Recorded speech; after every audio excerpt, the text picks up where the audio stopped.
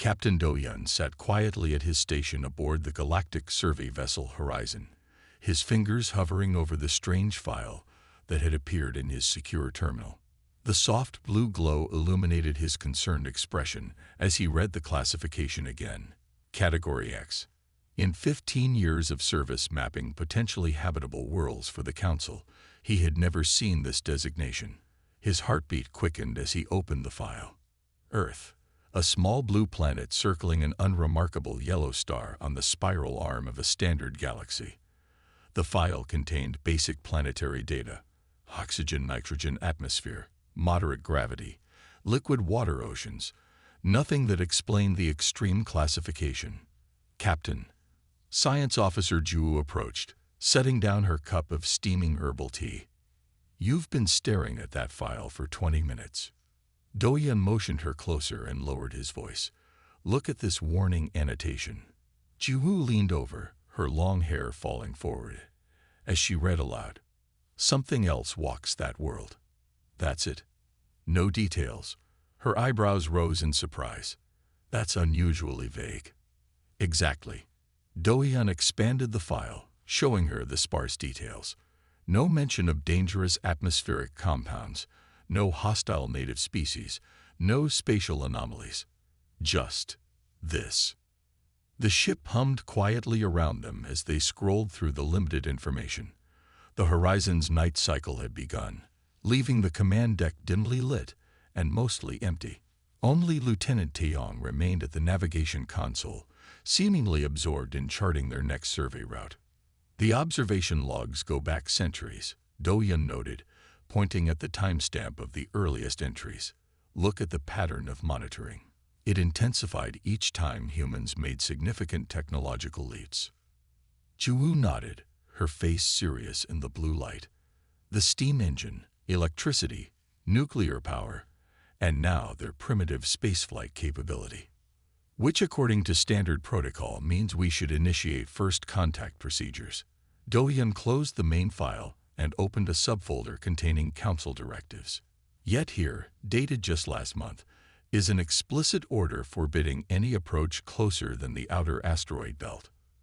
Ju took the seat beside him, her curiosity fully engaged. The Council never blocks contact with spacefaring civilizations. It violates their own founding principles. Do-yun pulled up the historical survey images, showing Earth's gleaming oceans and swirling cloud patterns. There's something they're not telling us. May I see the planetary defense assessment? Ju asked. Do-yun opened another subfolder. That's another strange thing. Look, human military capability is rated as minimal. Their weapons systems are chemical-based and confined to their planet and immediate orbit. They pose no threat to even our smallest scout ships. Then what could possibly justify a Category X? Ju whispered. Across the room, Lieutenant Taeyong's fingers moved quickly over his console, though his eyes occasionally flicked toward the captain's station. His movements appeared casual but were too deliberate to be random. Do-yun expanded one of the observation reports. The earliest manned approach was nearly 300 years ago. The mission logs are fragmented, but the survey ship reported unusual energy readings before communications were lost. A complete loss? Ju asked. The ship returned 6 months later on automated protocols. The crew was gone. The ship's logs had been wiped clean except for one repeated message. Let me guess, Ju said. Something else walks that world. Do-yun nodded. The Council sent 3 more expeditions over the next century. Each one reported the same energy anomalies. The last mission managed to transmit images before contact was lost. He pulled up the final file in the folder. The image was blurry and distorted, showing what appeared to be Earth's night side. Strange lights moved in patterns that matched no known human settlement. The lights aren't from their cities, Ju observed. They're moving independently, almost like they're alive. Do-yun finished. The final transmission included sensor readings showing these energy patterns have existed alongside human civilization for millennia, possibly longer. Ju's eyes widened. Are we talking about a non-corporeal species? A parallel evolution? "The Council doesn't know," Do-hyun said. "But whatever these entities are, they appear protective of Earth. No surveillance probe that ventures below high orbit ever returns intact." Do-hyun rubbed his eyes, feeling the weight of the discovery. "The strange part is there's no evidence humans are aware of these entities. Historical records show them attributing unusual phenomena to myths, gods, or imagination. Perhaps that's by design," Ju suggested. "If these beings wanted direct contact with humans, they could have revealed themselves at any point." Across the room, Lieutenant Taeyong carefully inserted a small data crystal into his console, copying the Earth file while maintaining his appearance of routine work. His family had served in the Galactic Exploration Corps for generations, and stories of Earth had been passed down through whispered conversations. His grandmother had once told him of ancient texts suggesting Earth was not just another world, but a place where reality itself had different rules. Do-hyun closed the file with a sigh. "We should submit our report and continue to the next survey target. Council orders are clear. Maintain distance from Earth." "You're not curious?" Ju asked quietly. "Of course I am," Do-hyun admitted. "But I've seen enough exploration teams disappear over the years to respect boundaries. Some mysteries aren't meant to be solved." As they prepared to leave the command deck, neither noticed Taeyong quickly removing the data crystal and slipping it into his pocket. His mind was already forming plans, unofficial channels to contact allies within the exploration corps, resources needed for a small stealth vessel, and crew members who valued discovery over regulations. The official files might be sealed, but Taeyong was determined to uncover what walked the Earth. Some mysteries demanded to be solved, no matter the cost. The stolen research vessel Whisper drifted silently into the Sol system, its stealth systems rendering it nearly invisible to both conventional scanners and energy detection arrays. The ship had once been a Council science vessel before Lieutenant Taeyong had borrowed it from an orbital maintenance dock, carefully erasing its departure logs and replacing them with scheduled decommission orders. "We've crossed the outer boundary," Engineer Minseo announced, her voice tight with tension. Her fingers worked quickly across the control panel, adjusting the stealth field as they moved deeper into forbidden space. "This is absolutely unauthorized. If the Council catches us, we're looking at permanent exile, at minimum." Taeyong didn't look up from the navigation console. "You've mentioned that 17 times since we left Council space, Minseo. And I'll mention it 17 more if it means keeping us alive," she replied. Her normally neat uniform was rumpled from 3 days of minimal sleep. "We're breaking at least 7 major Council laws." Xenobiologist Haijin looked up from her research station, where she had been reviewing the limited data on Earth. "Yet here you are with us, curious enough to risk your career." Minseo's shoulders slumped slightly. "My father served on the last official research mission to this system. He never returned. The Council told us it was a drive malfunction." The small command deck fell silent for a moment. "We'll find answers," Taeyong said softly. He had assembled his crew carefully. Each person had personal reasons to risk everything for this mission. Haijin's research on non-corporeal life forms had been repeatedly blocked by the Council. Cultural analyst Jawon had lost funding for his studies on technological development patterns among emerging civilizations, and Minseo needed to know what really happened to her father. "The Council is hiding something," Taeyong continued, more firmly. "Earth shows no external threats that would warrant a Category X classification. Their weapons are primitive. Their space exploration barely reaches their own moon." Jawon looked up from his cultural monitoring station. "Yet they're developing at an extraordinary rate. In just 2 centuries, they'd gone from simple mechanical technology to primitive digital systems and basic space travel." Taeyong guided their vessel into a high orbit beyond Earth's moon. They would be safer here, beyond the range where previous Council ships had reported anomalies. "Deploy the sensor arrays," he ordered. "Passive scans only. Let's not announce ourselves." Minseo activated the ship's advanced long-range sensors, designed to study planetary atmospheres and geological formations from a safe distance, They were now focused entirely on Earth and its rapidly evolving inhabitants. Initial scans are coming through, Jawan announced after several minutes. The wall screens filled with images of Earth's cities, transportation networks, and communication systems. Their society is fragmented into numerous competing political structures, yet they maintain global communication networks. Hyjin studied the biological readings with growing interest. Their neural activity is fascinating. Their brains operate on multiple frequencies simultaneously, especially during creative processes. Their technological progression is remarkably swift, Jawan observed, scrolling through historical data, and unusually intuitive in certain scientific domains. They make conceptual leaps that bypass expected developmental stages, almost as if they're being guided, Taeyong murmured. The ship drifted silently as they gathered data, the hours passing in focused work. Earth rotated below them, its blue oceans and swirling cloud patterns occasionally broken by the lights of cities on the night side. On shifting focus to historical sites, Mincio said, redirecting the sensors toward ancient human structures. Perhaps older locations will show evidence of whatever the Council feared. The sensors zoomed in on stone formations in a place the humans called England, then massive pyramids in Egypt, followed by temple complexes hidden in jungles. Mincio frowned, tapping her console with growing frustration. I'm getting strange energy readings. Whenever we focus on certain ancient structures, there's interference, like something is blocking our scans. What kind of interference? Taeyong asked, moving to her station. Quantum level. It shouldn't be possible with Earth's technology. She adjusted the sensors, trying different frequencies. It's almost like the act of observation is changing what we're observing. Hyjin joined them, her scientific curiosity fully engaged. Redirect scanning beam to these coordinates, she said, entering numbers for a location in the Pacific Ocean.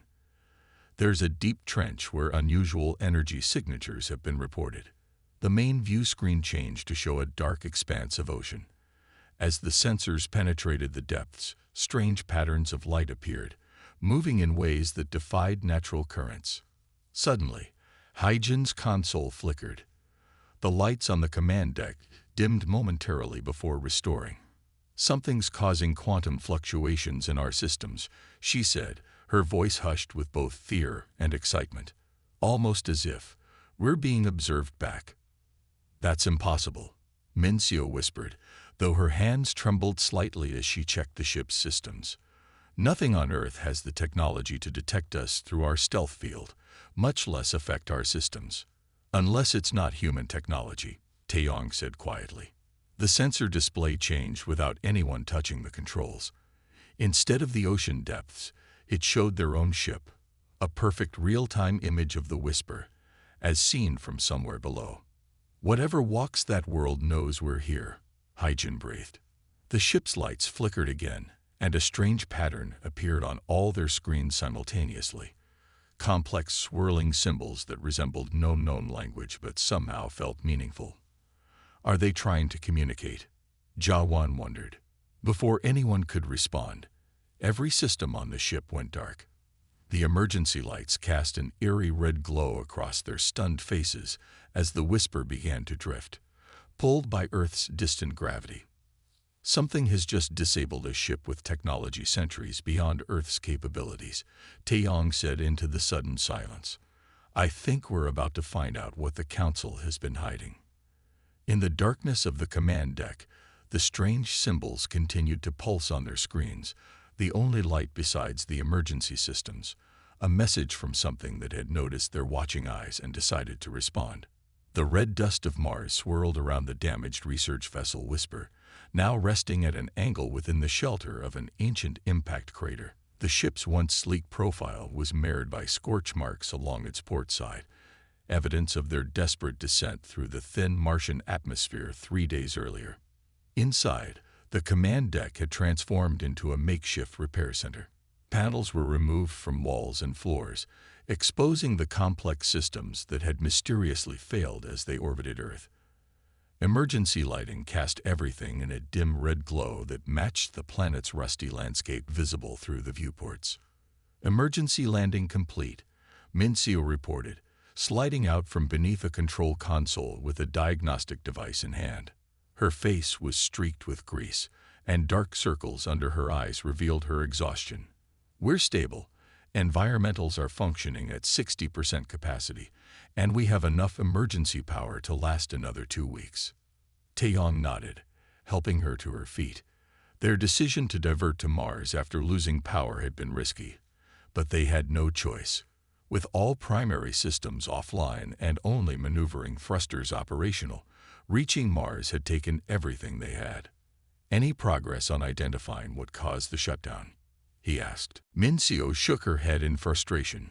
"Systems diagnostics show no mechanical failure. No blown circuits, no power surges, no radiation damage." She wiped her hands on a cloth. "It's as if something reached into our ship and simply switched us off." Like turning off a light, Jawan added from his station, where he was sorting through data they had managed to salvage before the shutdown. Haijin sat cross-legged in the center of the room, surrounded by display tablets showing images of ancient human structures and artwork. She had been unusually quiet since they landed, focused intensely on patterns in human cultural development. "I think I understand now," she said suddenly, not looking up from her research. The others turned toward her. "Human mythology consistently references beings beyond normal perception. Gods, spirits, elementals. What if they're not myths?" Taeyong approached and crouched beside her, examining the images she had arranged in a pattern. "You think humans have been describing actual encounters? Look at these commonalities," Haijin said, pointing to various artistic depictions from different eras and regions of Earth. "Beings of light, watchers from the sky, guardians associated with natural forces. The oldest human writings all mention entities that exist alongside their world, but remain mostly unseen. Primitive cultures often invent supernatural explanations for natural phenomena," Jawan said, though his tone lacked conviction. "True," Haijin agreed. "But explain this." She held up a tablet showing ancient stone carvings alongside modern human physics equations. "These symbols from a civilization 5,000 years ago show remarkable similarities to current human theories about quantum entanglement." Mincio joined them, wiping grease from her hands. "You think these entities have been guiding human development, or at least observing it?" Haijin replied, "Perhaps occasionally intervening. The pattern of human technological advancement doesn't follow normal evolutionary curves. They make inexplicable leaps in understanding." The overhead lights suddenly flickered, then stabilized. All 4 crew members tensed, looking around the cabin. "Power fluctuation in the main systems," Mincio said, rushing to a diagnostic panel. "But that's impossible. We're running on the backup generator." Before she could investigate further, Taeyong's console activated without any input. The screen glowed brightly in the dim cabin, illuminating their startled faces. Complex strings of data began flowing across the display. Coordinates, mathematical formulas, and intricate star charts none of them recognized. "I didn't touch anything," Taeyong said, raising his hands. "This shouldn't even be operational." Jawan moved closer, his eyes widening as he studied the information appearing on the screen. "This isn't possible," he whispered. "These equations describe dimensional physics our scientists have only theorized. This formula here, it's a solution to the unified field problem. Our best minds have been working on this for centuries." "Can this be a malfunction?" Taeyong asked, though he already knew the answer. "No system malfunction produces complex mathematical proofs," Mincio replied, her voice barely audible. "Something is sending us this information." The data flow continued, shifting to show detailed schematics of their ship's propulsion system, with modifications highlighted in pulsing light. "These are repair instructions," Mincio realized. "They're showing us how to fix our ship." A chill ran through the cabin despite the environmental controls. None of them spoke the obvious question. Why would whatever disabled their ship now help them repair it? Haijin moved to another console, rapidly entering commands. I'm running an analysis of the transmission source. Don't, Taeyong warned. We don't want to provoke whatever this is. It already knows exactly where we are, she replied. And it's offering help. I want to understand why. The sensor results appeared on her screen. The transmission originated not from Mars or Earth, but from the space between the planets, where nothing should exist. Suddenly, their communications array activated with a high-pitched tone. Static filled the cabin before resolving into a clear message, not in words but in concepts that somehow formed in their minds.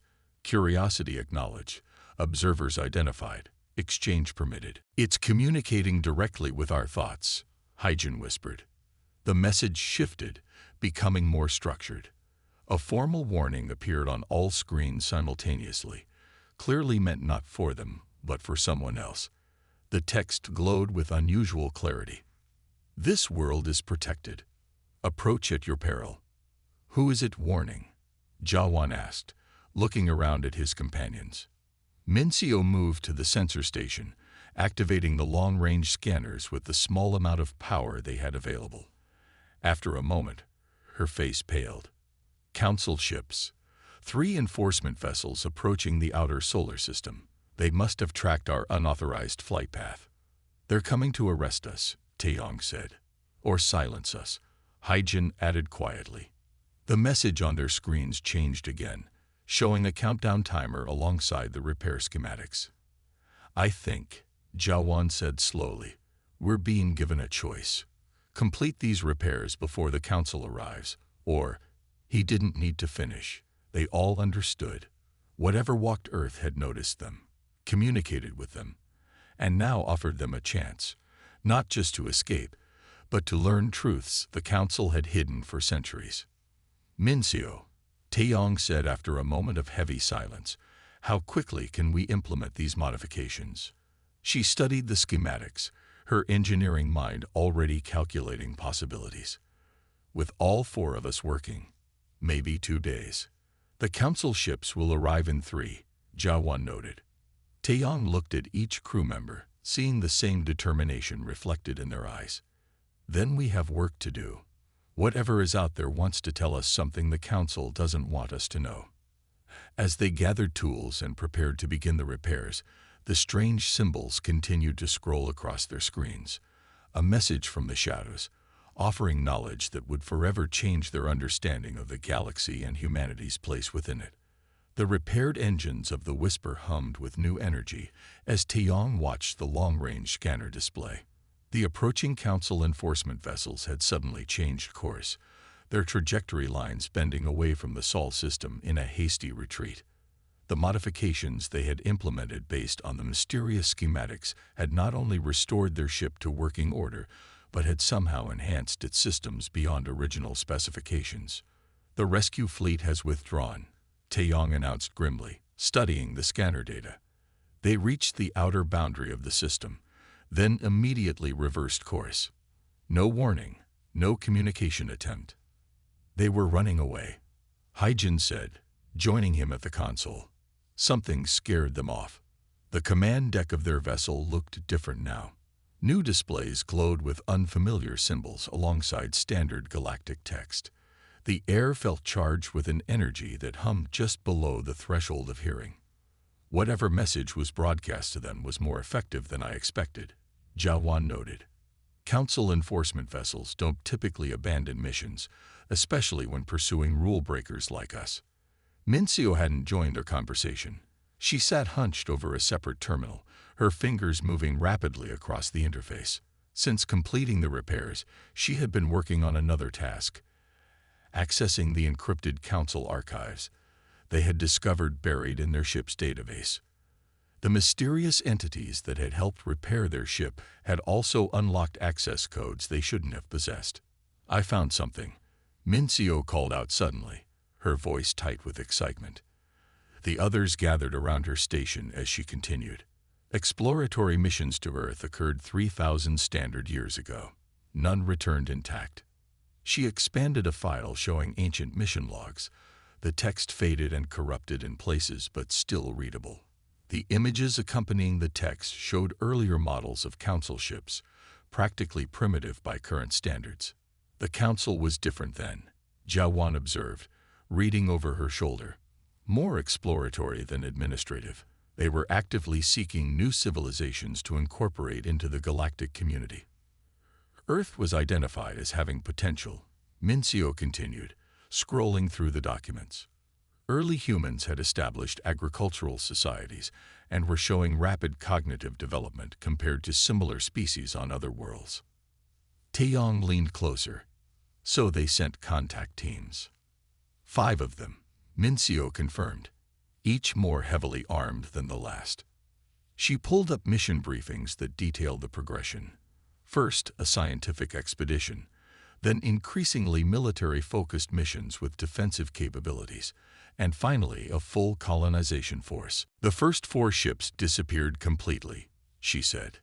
The 5th, the colonization vessel, returned with only 3 survivors from a crew of 200. The survivors' mental states were compromised. She displayed medical reports describing the returned crew members. They spoke in languages that didn't exist, drew symbols that caused headaches in those who viewed them, and described encounters with beings that could not be properly visualized or comprehended. Their ship's logs were mostly corrupted, Mincio continued, but fragments remained. Listen to this. She activated an audio file. A distorted voice spoke through static. They reached through dimensions we cannot perceive. They showed us the truth of reality's structure. They are not hostile. They simply are. They have been part of Earth since before the planet fully formed. They consider humans their offspring. Experiment. The translation fails. But they will not permit interference with human development. Haijin's eyes widened as she processed this information. The logs described encounters with entities existing beyond conventional physics, primordial intelligences bonded with Earth itself. That explains the Category X classification, Taeyong said. And the warning. Something else walks that world. The Council didn't classify Earth because humans are dangerous, Haijin realized, connecting the pieces. They're afraid of what protects them. Jawan had moved to another console, accessing additional files that had been unlocked. According to these reports, the entities demonstrated abilities to manipulate reality, consciousness, and energy in ways that defied understanding. They permitted humans to develop naturally but eliminated outside interference. Eliminated how? Mincio asked, though her voice suggested she already suspected the answer. Jawan's expression grew solemn. The 3rd expedition managed to establish a small observation post on Earth's moon. When they attempted to enter Earth's atmosphere, something reached out from the planet. He paused, reading further. The report says their molecules were rearranged into more useful patterns. Their ship was found orbiting Jupiter 2 years later, transformed into some kind of crystal structure. The command deck fell silent as they absorbed this information. Through the viewport, the red surface of Mars stretched out below them, and beyond it, the small blue dot of Earth hung in the darkness, seemingly ordinary, yet housing entities powerful enough to frighten the entire Galactic Council. The Council established non-intervention after multiple colonization forces vanished without trace. Jawan read from another file. Whatever walks Earth considers humanity under its protection. The decision was made to quarantine the entire system and classify all information about Earth under the highest security protocols. But why help us now? Taeyong wondered. Why repair our ship and give us access to these files? As if in response to his question, a new message appeared on their main view screen. Unlike the previous communications, this one was in clear galactic standard. The time approaches. They are ready to emerge. Witnesses are required. Below this cryptic message appeared a set of coordinates, not in space, but on Earth's surface. They want us to go to Earth, Haijin whispered. After 3,000 years of turning away visitors. It's an invitation, Mincio realized. But for what? Taeyong studied the coordinates. They pointed to a location in a remote mountain range on Earth's largest continent. The Council has been hiding the truth about Earth for millennia, he said finally. These entities, whatever they are, have been guiding human development all this time. And now they're inviting us to witness something. It could be a trap, Mincio warned.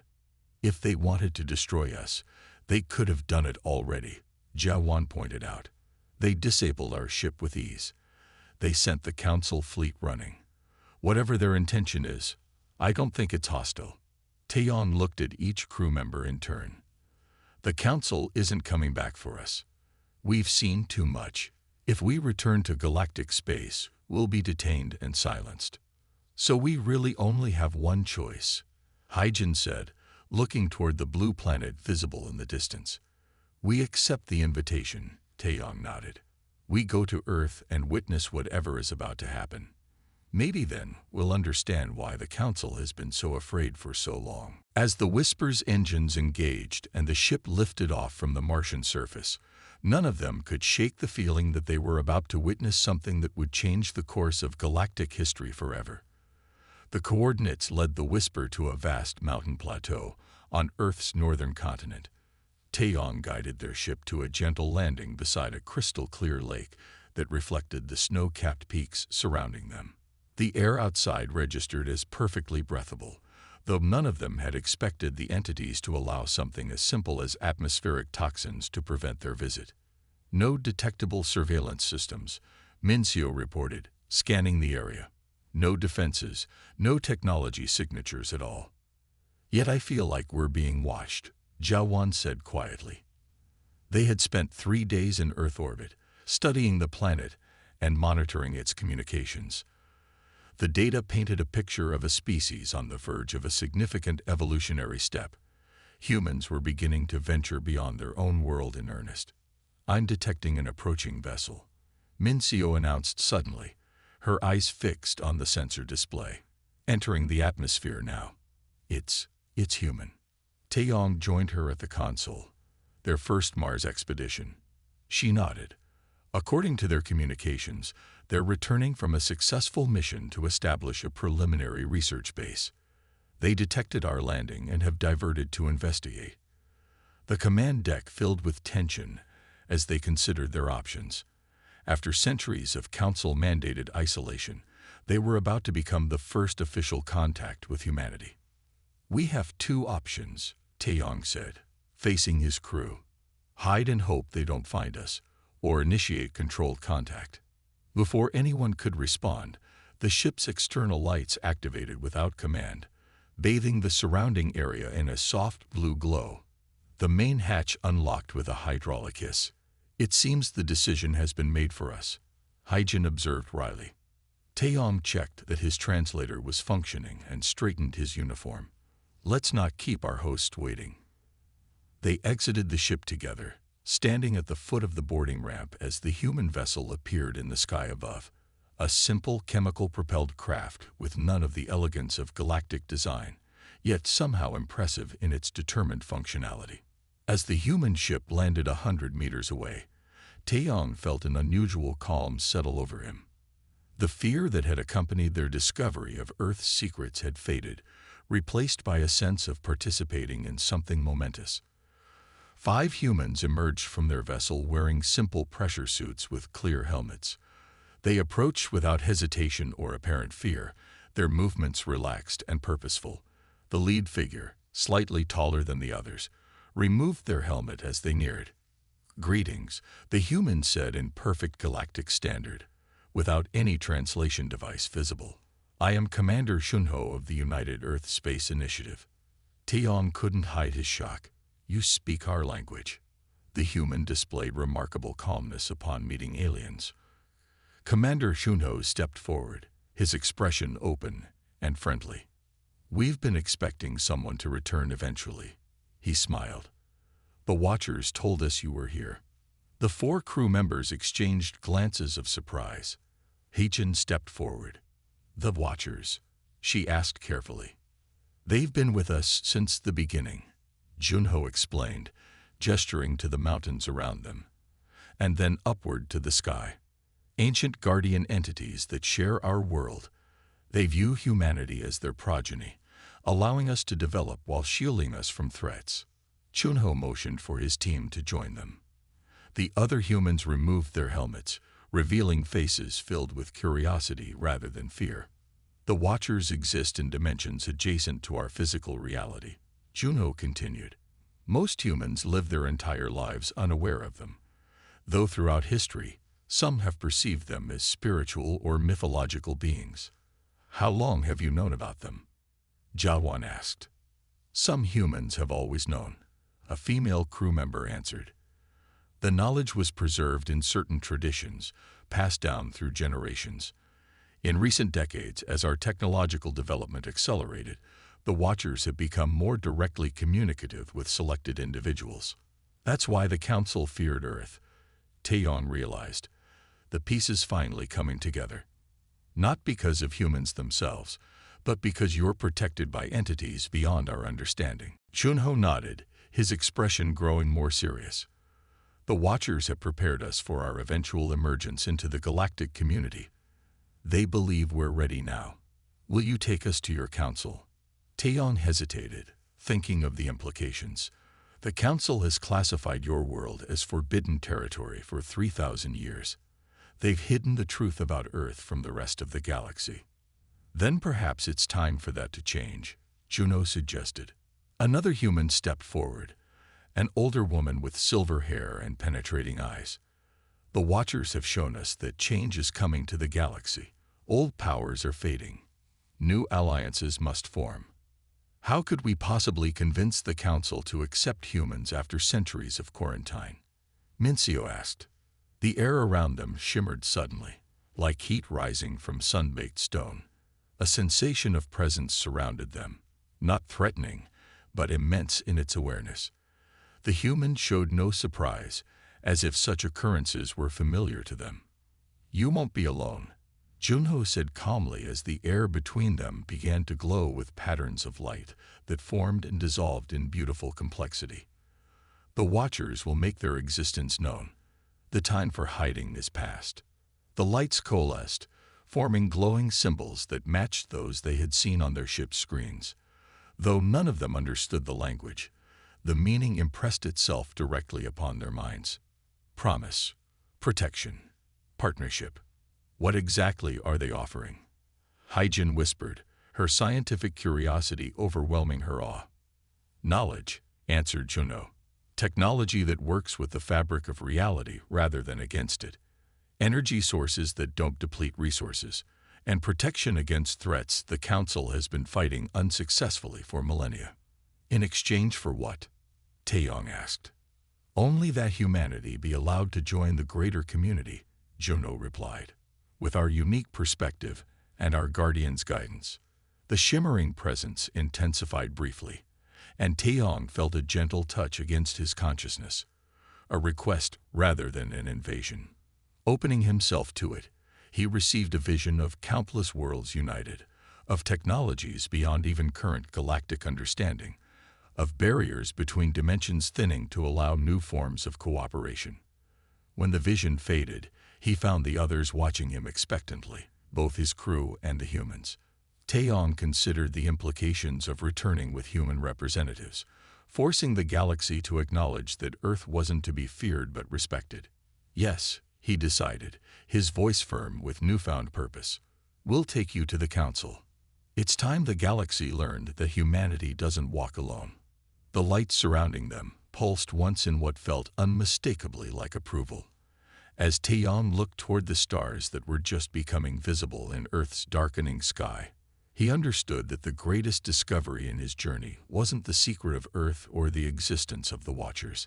It was the realization that the universe was vaster, stranger, and more wondrous than even the oldest civilizations had imagined. And humanity, with their guardian entities that had walked their world since its formation, would soon show the galaxy just how limited their understanding had been. The ships would depart at dawn, carrying a message 3,000 years in the making. Earth was ready to emerge, and the something else that walked that world was coming with them.